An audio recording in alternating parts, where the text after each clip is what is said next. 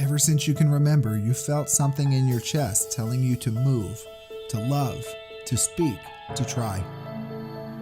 Day after day, you pretend you don't hear it calling, or maybe you dismiss it as silliness or worse. But it's there, ready for you, and it will wait for you as long as you need. My name is Johnny G, and I invite you to join me on a journey of awakening as we dare to embrace our light. This is Refractive.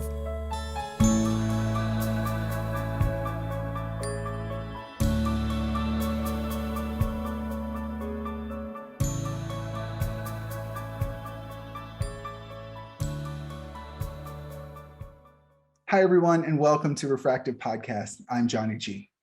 Today, I'm delighted to introduce you to Ben Albert. He's the owner of Albert Marketing, LLC. He's also the curator of the Real Business Connections Network, where he hosts five podcasts: the Rochester Business Connections, Learn, Speak, Teach, Ben's Bites, 5-Minute Fridays, and Real Hits. Once an underdog, now a successful entrepreneur, Ben is passionate about helping other underdogs achieve their dreams. Ben, thank you so much for coming with us today on this journey. Johnny, thank you so much for having me. I'm grateful. I'm excited. I'm in it to win it with you, man. That's fantastic. You know, you and I met on LinkedIn, and I saw immediately the power that you have around you in your ability to reach out and establish connections. I mean, I know as a coach, as a career coach, as a spiritual coach, how many people struggle with that. I struggle with that. And when I saw how skillful you were at it in a way that was authentic, vulnerable, genuine, I said, man, this guy has some wisdom to share with the listeners of Refractive on the power of connecting with others and how that can change your life. So I thought it would be really great for us to go into that topic today. And I wonder, as you consider the power of connecting, where do you want to jump off from for us today?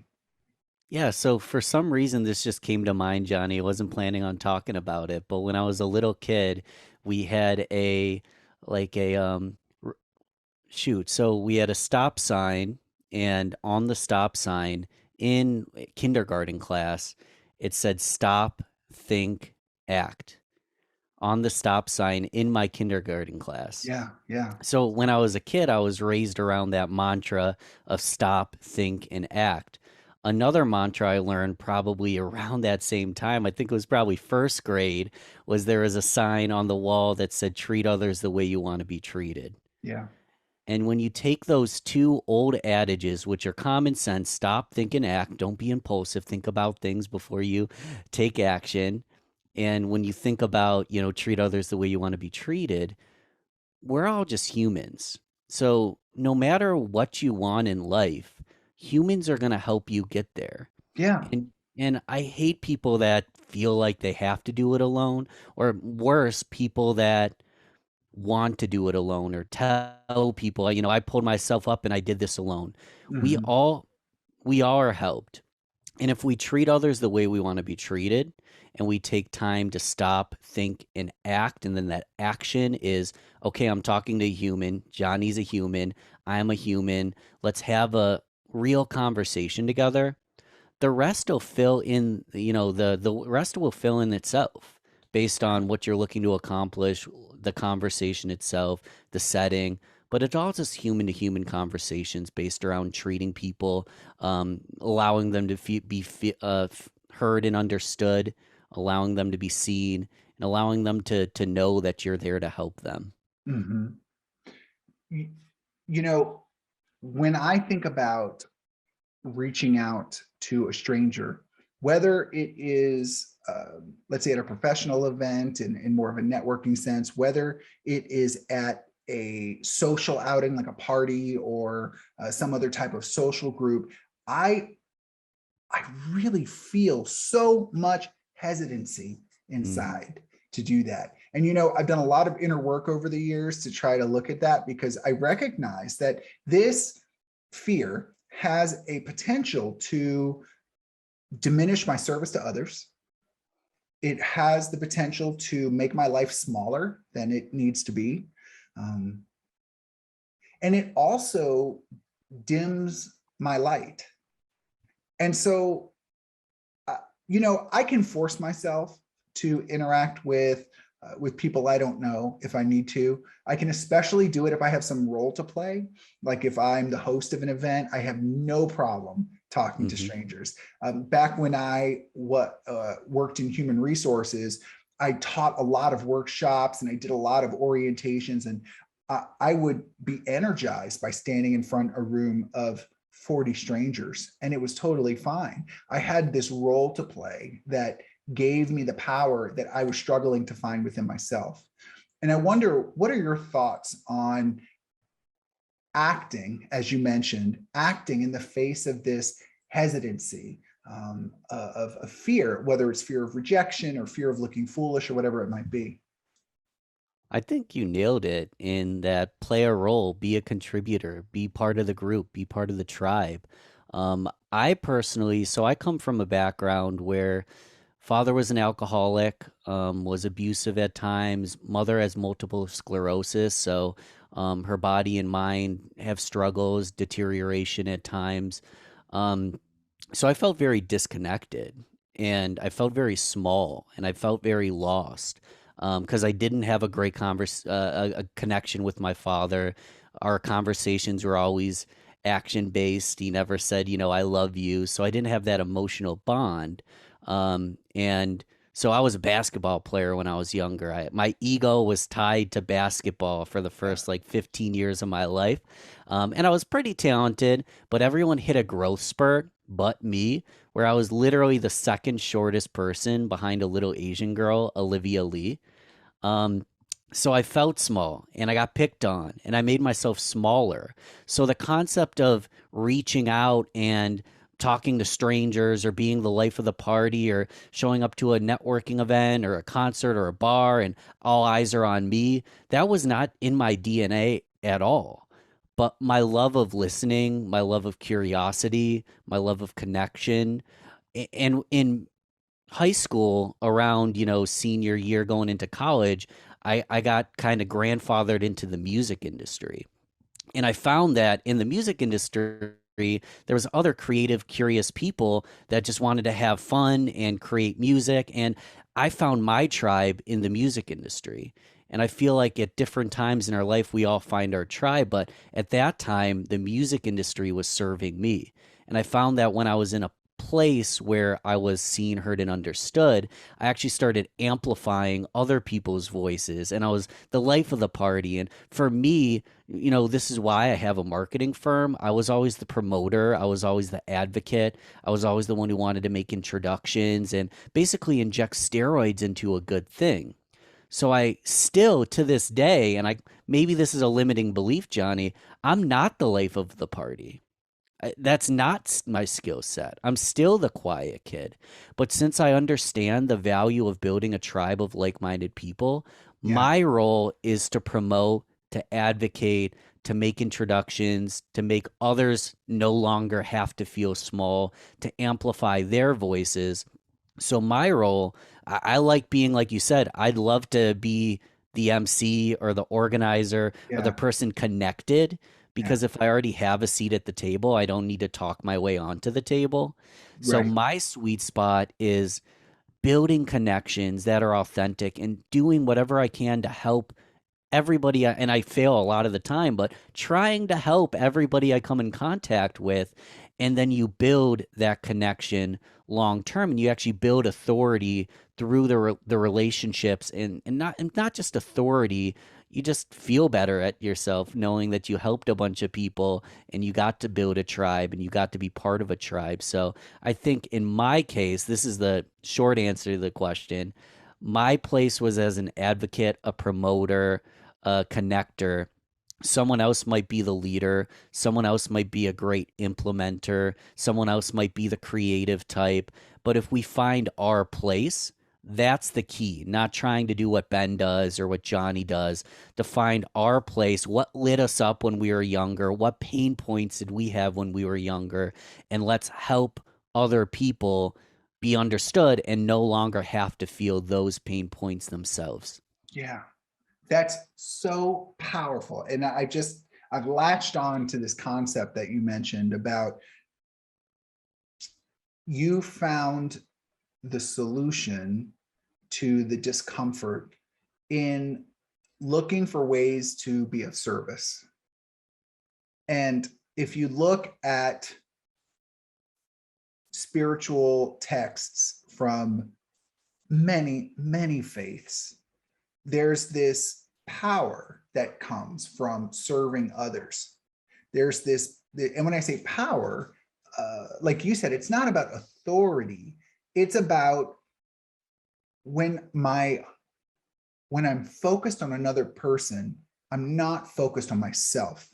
And therefore, all of the chains, all of the prisons that I lock myself in every day because I'm scared, because I'm resentful, because I'm insecure, right? All those prisons melt away because my attention is elsewhere. I'm creating a reality through my focus on another person where I'm not in my prison anymore.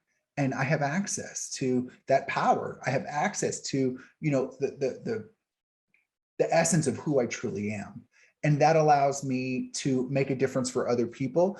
And in helping them, I help me. And that's been my experience. And I wonder if what I've said resonates with you in any way. 100%. You nailed it at the end. Helping them helps you. We know karma. We know what goes around comes around. And if I can help 100 people and only 40 help me, is that creating a ripple effect where the world's a better place? Whether or not 100 people helped me, don't keep count. Don't keep track. If this, again, this is an example, I don't keep track. If I help 100 people and 40 help me, I still had 40 people help me, when if I didn't help anyone, maybe I would have had five. Right. Yes, exactly. So it So helps you to help others. that's right. And I mean, listen, I mean, we can go into the metaphysics of this, of like all is one, and, everyone else is just another self. And, when I help myself, I'm helping others. And when I help others, I'm helping myself, but that's really not the point of our No. conversation today. Our point is that, our point is that connection has the power to change our life. Connection with another person has the power to change our life. And so, moving past this introductory phase of meeting strangers and saying hello to people like at a concert. Oh my God, that's the worst. Like when you're in standing room only in a concert and there's people all around you. And I just, I feel so awkward, right? So moving past this Yeah. idea of being scared to deal with an individual basis, let's talk about connection as a part of more everyday relationships. How do you build meaningful connections with the people that are in your life? Yeah, so we touched on it in the front. Treat other people the way you want to be treated. And usually people want to be heard. They want to be validated. I want to be heard and validated. So actually listen is that's probably my number one. And people have different styles. I hold myself highly accountable that if I'm like Johnny, I'm doing this at this time. I'm going to do it at this time. So I think accountability really shows through action that you care about them. But it all starts with genuinely listening and genuinely engaging and genuinely caring. It's you're not listening for any means other than to allow them to be understood, to be seen. I know what it likes to feel really small. I still make myself smaller, especially in big, hectic environments like that concert you talked Yeah, about. yeah, I love when I can go deep. And here's another thing. So I'm always careful to just break, two broad strokes and say, this is the way, this isn't the way, because every personality is different. I can't, I connect when I can go deep with someone. I'm very introverted. I want to dive deep. I love personal development. I love spirituality. I love dissecting and going deep. Other people, the way they like to connect is to sit back and talk about the game and talk about stats in the sports game or talk about the Olympics or different ways. But we don't know who we're talking to if we're not listening to them. So if Ben were to come in and go, I like to go deep, I need to go deep in every conversation, that actually, and I think you like to go deep as well, Johnny. That's why I like going here. Um, but if someone wants, last night I sat down and watched the basketball game with my uncle. We had some guacamole and talked stats. And that was a connection because we got to smile together, we got to laugh together, we got to tell jokes. But it's all about listening and understanding the person you're with, and showing up as your best self. You don't want to be such a chameleon that you're just changing your personality for everyone you're with, but you kind of do. I like to be malleable and based on the conversation, the context, be the best person I can for that person because then I know they'll show up for me as well. Mhm. So I really, you're giving me so much food for thought. Like I'm loving these points you make. So I, I want to go back to what you just talked about, how showing up as the best person, the best version of yourself for this individual. Talk to me about what that looks like and what's the benefit of that? Yeah. Really what it looks like is again just listening and not trying to own every frame. Not and this is me coming from kind of being an, inward introverted person. It can be exhausting when someone's talking over you or too high energy in scenarios that probably you should calm down. You're talking a little loud. We're at a funeral. It's all context, right? Yeah. Um, so really, not taking over frames Okay. and really just being present with the person because the rock concert's going to take on a completely different personality than the funeral. And just having the emotional intelligence to be conscious of the context and the people around you, and be one and be present with it. I think that's easier for some people than others. But if you really think about it, like all we have is this present moment. So let's adapt to it. Let's be part of it. Let's step up if something needs to be said. But if something doesn't need to be said, let's just accept it unconditionally and continue on. And if you can accept everyone around you unconditionally, wow. I mean, and what's the benefit? I guess to me it doesn't really matter what the benefit is, Johnny. Like you're creating a ripple effect in your own life and the people surrounding you. To quantify the benefit would be very complicated, but you feel it inside. The benefit is waking up earlier, waking up with more energy and smiling more and feeling better and all the ripple effects and all the positivity you being your best self allows is the benefit to the world. And I wish there was a way to quantify it, but there's definitely no way to quantify it other than just feeling happier and more fulfilled in your life. When you talk about finding fulfillment through being your best self, you know, I don't know if I've heard people reference this relationship between authenticity and I don't know, I just feel like there's this tripod that you're painting of authenticity, connection, and oh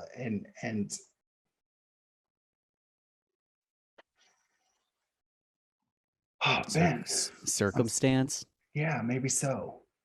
Well, I because you got to be your authentic self with a frame that I'm here to connect, provide value, add value, be present, be a friend, be a neighbor, be a lover. I'm here to connect authentically, and I need to pay attention to the context of the circumstance mhm, because different circumstances and different people and different selves will lead to a different way that you outwardly communicate. But it's being, again, it's the authenticity with the circumstance, with just the intention that I'm here to help. mhm. So I hear you saying that the connection is really a byproduct of service. Yes. Mhm, Yeah. Yeah. It's almost, in a weird way, it's almost the point of service. And mhm. this is a little controversial in a way, but we as Bring it, bring humans, it. we as humans want to connect and we want to be validated. And I like to do community work and fundraisers and help, but part of it is because it makes me feel good. Hmm. So the connection actually makes me feel better. I wonder if it made me feel worse if I would do it. Like there's a little bit of ego in it where I connect because I want to. Yeah. I give because I want to, because it actually makes me feel better. So it's not an egoless act, but it Hmm. ends up filling your cup. And when your cup starts to overflow, you can fill others' cups, but you have an overflowing cup at all times. So it's weird. This is it's not an egoless act. We as humans like the feeling of being connected. So you actually win by doing it. So it's not just pure service, it's Yeah. service that reciprocates value into your life. Yeah. I wonder if this has been an evolution for you. How far back at what point did you kind of have these realizations and start to adjust how you live and how you show up in the world? It's funny because I'm kind of having them in the moment right now. It's Hmm. all the whole like deja vu. I've been there before because you forget, you get caught in the rat race. I was talking to my girlfriend this morning. My brain was in another place. I wasn't as present as I should be. Um, and then you talk about it, and then you realize these are just core elements that are permeate in everything we do. To give one example, I was at a music festival and there was a gospel band called the Campbell Brothers. They have two slide steel guitars. So it's like a 24 string guitar. They play with a slide. So it just has this twangy gospel thing. And everyone's singing in unison and they're getting the crowd to chant. And in that moment, I felt that pure, raw connection to everyone singing and dancing together and sharing that moment with the audience and the sun beaming down and the sweat and the smiles.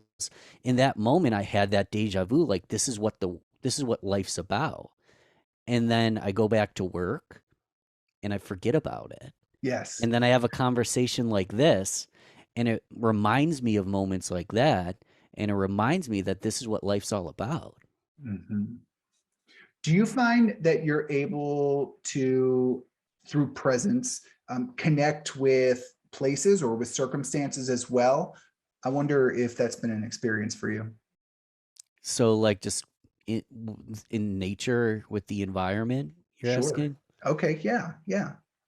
I think so. I love camping. I love hiking. I love being in nature, and just really just having an appreciation of beauty and excellence across the board, where you can look at the sky, and then you can look at the sky the next day and the next day, and it's never going to look exactly the same twice.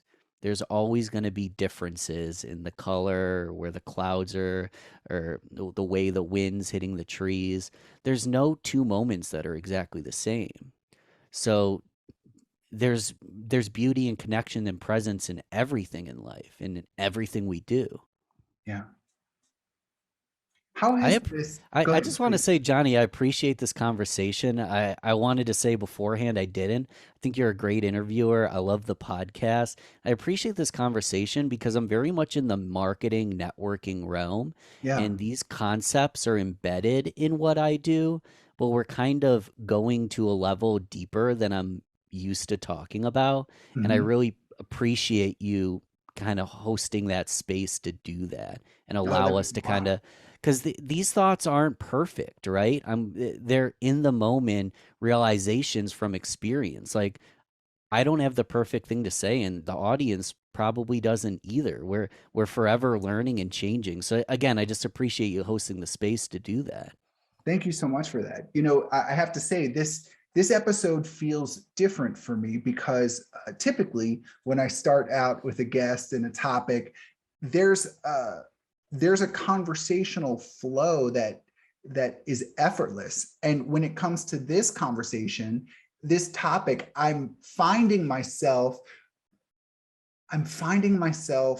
testing some of the some of the observations that you're putting forth, some of the lessons that you've learned in your life. And as you're speaking, I'm almost putting myself in those circumstances and seeing, how does that fit? How does that Mhm. fit for me? And so I have to admit, this episode probably sounds a bit more choppy to some of the listeners because I myself am falling into the context, and I love it. It's really fulfilling for me too. So yeah, Can, thanks for acknowledging that. And we're just gonna flow with it. can we talk about that a little bit, Johnny? Oh, I would So love to. how does, and I said this before, like everyone's different. So this is just Ben and Johnny talking, but I Hmm.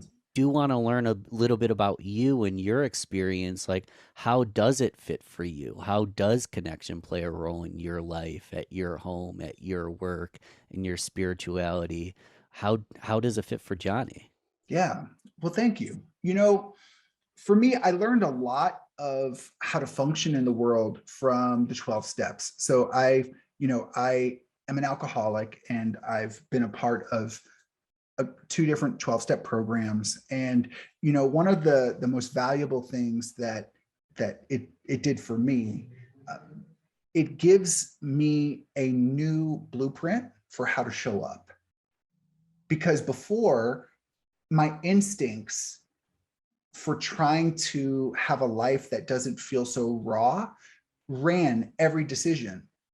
And so the effect of living a life based on raw instincts is that things are kind of always chaotic, and they're never really at peace. So once I started to adopt this kind of pattern of life that I'm in now, and I've been in I've been sober since 2008. Um, it's taught me a lot about showing up for people, which was never a priority for me before. The idea of taking care of the needs of others was not important to me. For example, I grew up in New Orleans, and during Katrina, multiple members of my family lost their house. And I was not living in Louisiana at that time. I was in a heavy party phase of my life. And I didn't go back to Louisiana for 9 months. And I look at Mhm. that and I say, wow, my family went through some of the most significant trauma of their lives. And I didn't go there to help rip up old carpet. I didn't go there to offer emotional support. I didn't show up. I didn't show up. And today I look at that and realize I was just trying to live a life that felt okay. That's all I was trying to do. My life was raw, and I was just trying to get some relief. And that meant I was very, very focused on me. I was not focused on others. And so today, I have the gift of being able to show up for other people. And I have the gift of being able to introduce listeners to speakers like you who've thought about these very important topics. And, connection, you covered already that connection can take so many different forms, whether we're talking about just a surface level relationship with a stranger at the supermarket, or whether we're talking to a lover or a parent or a best friend. We show up in all of these different ways. And it's by not having the agenda that the connection occurs. That's my experience. That's my opinion. And when I work with clients, specifically clients who are in a career transition, and I try to help them build skills for networking, my first lesson to them is the first thing you do is ask what you can do for the other person. Mhm. They meet you, you say, how can I be supportive of you right now? And they'll let you know. And it could be really simple. But the fact is, once you put that out there, you will eventually start to receive the benefits of a network as well. But you've got to show up. You've got to put your skin in the game first. You've got to be willing to offer help first. And you've got to be willing to not get help back and be at peace with that and say, it's fine. It's a numbers game, you know? It is. And so that's kind of a roundabout answer about how I've Yeah. come to view connection, uh, but it's worked for me. Where we have a similar story, and we're on the same wavelength in that it's like, I was through it at similar timeline even. I was in my party phase, and my dad was far beyond his party phase. He was in his drinking himself to death phase, and he basically looked like a pregnant woman. His stomach was so filled with fluids that he'd have to go in and have the fluids drained, Yeah, every few weeks to keep him looking thinner. And then he got to a point where he didn't even want to get out of bed. Now, yeah, since Ben, and this makes me sound like such a terrible person, this is truth, this is reality. I wasn't there the way I should have been. I was there a little bit, but I look back and I wish I was there 10 times what I hmm was. But I hmm was too focused on me that I forgot about one of the most important people in my life. And I yeah, feel like part of these traumas that are often self imposed actually allow us to be a much better human later on. But it's hard for me to talk about this because I was a crappy person. I was a bad person. But now that I realize that, that's right. similar to how you did in a similar way, it's like, how can I show up and give unconditionally and no longer be that person, actually be the yin to that yang, actually be the opposite of that person? Yeah, yeah. It's I mean, I keep saying the word power in this episode for some reason, but it's powerful when you adopt that way of seeing the world. It opens up not just opportunities, it opens up the avenue of peace in your life. You know, it's powerful. It's powerful. Yeah. When you look at how connection has made a difference in the various aspects of your life, what kind of stands out to you as the strongest example of that? Ooh, wow, that's a tough one. So nowadays, I started my business during COVID, Yeah, and I was a music industry kid. And honestly, back in the day, like we mentioned, I was more of a party animal and I was yeah, going in the wrong path. Love music, have nothing negative to say about it, but that industry just had me drinking and staying up too late and the whole shabam. So COVID hit and I went through a career change. I was furloughed from work. I was unemployed. And I started my first actual business in August of 2020. So, what's coming up for me now is the fact that connecting and helping people at scale has allowed me to scale my business. So, that's in a business context, yeah. just helping and connecting in the podcast and making way more introductions than I receive and giving stuff away for free and hosting fundraisers and being the one on the mic at the fundraiser has fed into the growth of my business. But the Yeah. beauty is, you don't have to be an entrepreneur or a business owner to do the exact same thing because it's going to feed into the growth of anything that's important to you. So we'll use a Mhm. fundraiser, for example. You're helping people all the time. You're a good father. You're a good son. You're a good husband. You're a good wife. You're a good just person. You're a connector. You're a partner. You're doing all those things right, and you're helping a lot of people. The moment you have an ask, in my case it was, hey, I'm looking for clients, really is my ask in that regard. But the moment you have an ask like, oh my gosh, like my loved one has, can't, I don't know, I don't want to go dark, but like we need to start a GoFundMe and we need to rally the troops. Since you've gave unconditionally, you can bring that back into your life based on the brand and the person that people see you as. So it's not just connect to make money in business. It's not just connect, connect for any ulterior motive. It's connect and give because it will come back around. And when you plant these seeds and you create ripples in other people's lives, it ends up, again, as we said, benefiting you. So in my case, it's helping me in business. But if, I was a salesperson, it would help me in sales. If I was in customer service, I'm connecting with my clients. It's going to help me show up for my clients and help me kind of move up the ladder. It's going to help me at home actually listening to my kids and my wife, and it's going to help in any place in life.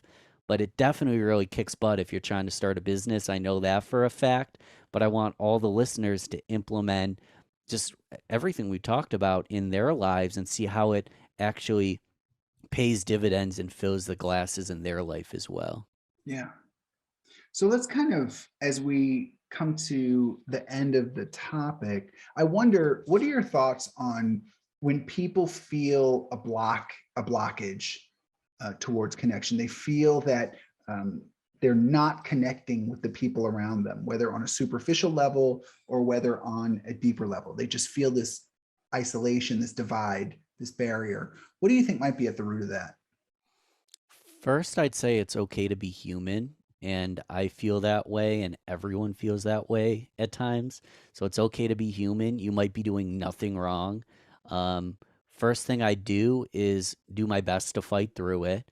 Maybe I'm having anxiety and it's causing me to disconnect. Maybe I have traumas that I need to look inward, and maybe that's causing me to disconnect. There's lots of things that I go through that cause me personally to disconnect. I think everyone goes through it. So it's okay to be human. What's the next best thing in front of my nose that I can do so my Yeah, next conversation and my next yeah. opportunity is just a little bit better? And if you keep developing and you keep getting better and it doesn't seem to change, you actually might be in the wrong room. You might be in a toxic environment with bad people, and maybe that lack of connection or being, heard or understood or seen, maybe that has to do with the environments you're putting yourself in. Yeah. So maybe we need to change our environment, but we can't blame the environment when it's actually our fault. We need to accept that we're human. This might be our fault. We could be showing up better. Once we've showed up better, if there's like a toxicity or a weird, get in a different room, but don't just blame the environment and move on and blame others. Take personal responsibility, and then you can, basically be empowered to leave circumstances that don't connect and don't like lift you up and make the world a better place. I mean, just pearls of wisdom are just like spilling out of your mouth. I Thanks, just man. gotta, I mean, man, that's great. I love that. So let's say that some listeners are interested in learning more about your podcast, learning more about the services that you offer. How can they discover more about you? So the easiest way is just to go to my main page, balbertmarketing.com. B as in Ben, Albert as in Albert Einstein with a similar IQ. So Balbert, balbertmarketing.com. And there is actually a tab, it's second from the left, all links. Click all links is the best place to go because I'm on LinkedIn, I'm on Instagram, I have an email, I have a podcast. But if you go to balbertmarketing.com, you'll find it all in one place and connect where you like to hang out.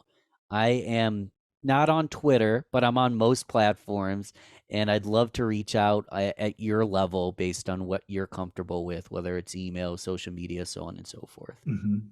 And if you were to kind of describe the objective of your podcast, what you're looking to bring to listeners, what would that be? Yeah, we want to move the needle on a million careers, one conversation at a time. And a million is a big number, but it's actually not that ambitious. I think we can actually do it. And the key is to actually move the needle on a million careers. And then the ripple of that, we can impact millions and billions of lives. But it's one conversation at a time. So show up. There's business oriented conversations, but I'm very self development oriented as a person. So you'll get actionable tips that'll allow you to be a better business person, but you'll get self-development tips that'll allow you to be a better person. And by being a better person, you're a better business person, you're a better Right. everything. So it's all Exactly. about just having authentic conversations around business, motivation, self-development. Ben, thank you so much for going on this trip with me today. You know, we had ups, we had downs, we had all kind of all kind of terrain today in our conversation. And for me, I found it really thought provoking. I mean, I found it so thought provoking, I got lost. So I Same. just want to thank you for bringing your experiences and your thoughts to the listeners. Dude, I almost cried, man. This was powerful. I'm happy you provided the opportunity, Johnny. Really grateful. I appreciate it. Absolutely. Everyone, thanks so much for tuning in to Refractive. And Always remember, aim your light. Take care. You've been listening to Refractive Podcast, and this is Johnny G. If you found today's content uplifting, if you think it might make somebody's day better, give it a share on social media, click like, subscribe. All those things help to expand this podcast's availability to new audiences. I'm a speaker, a coach, and a facilitator based out of Washington, D.C., but I travel a lot. If you think I can be of service to you or to your organization, help people get unstuck or move into their authentic power, shoot me an email. My email address is refractivepodcast@gmail.com. Take care. Thanks for listening, and aim your light.